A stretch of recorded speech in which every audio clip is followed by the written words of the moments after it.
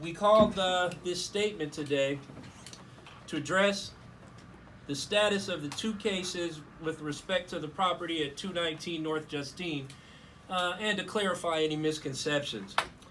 So we're the attorneys of record on both of those cases. With respect to the City of Chicago building code violation matter, the parties to this litigation, including the property owner and the tenant, are cooperating fully with the City of Chicago in ensuring that all building code and zoning measures at the subject premises do remain compliant.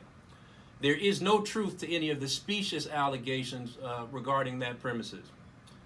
With respect to the forcible entry and detainer case that was earlier reported, and that's the eviction case, well, that case was settled by the parties via an agreed order. Any other report or characterization of that outcome is incorrect and a misnomer. That case was settled by agreement.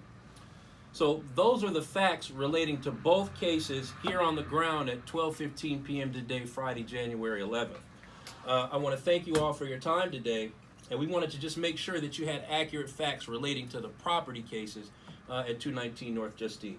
I'm sure you're going to have questions. I ask that you simply email them to me. Most of you should have my private email, and if not, there's materials there that have my Right contact here, right now, information. can we ask you if, Sorry, I just closed the window. to describe the nature of that settlement? What was settled and what? Well, you know, and is it John? Charlie. what Charlie, was- I'm sorry, Charlie.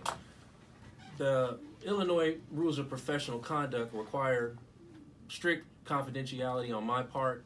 However, I will say that anybody that can read the four corners of the document should be able to understand the nature of what took place in that matter. And which case?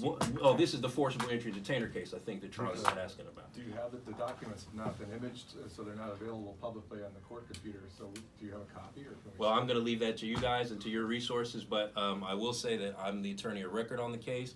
I was involved in the negotiation of the settlement, and that eviction matter was settled by an agreed order, okay, via agreed orders. There was not an award of any kind.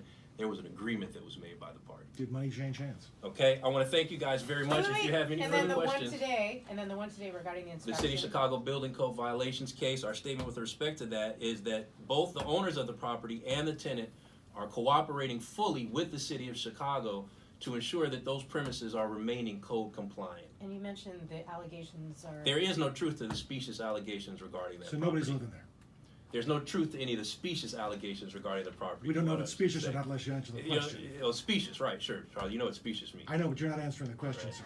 So I want to thank everyone for your time today. If you have further questions, You know, I already email me. submitted my questions in an email yesterday. You said you'd answer them today. Well, I think so did the should statement we answer submit them again? Sure, or- I Your think did the statement's answered statement at no least address questions, some sir. of your No, questions? it didn't.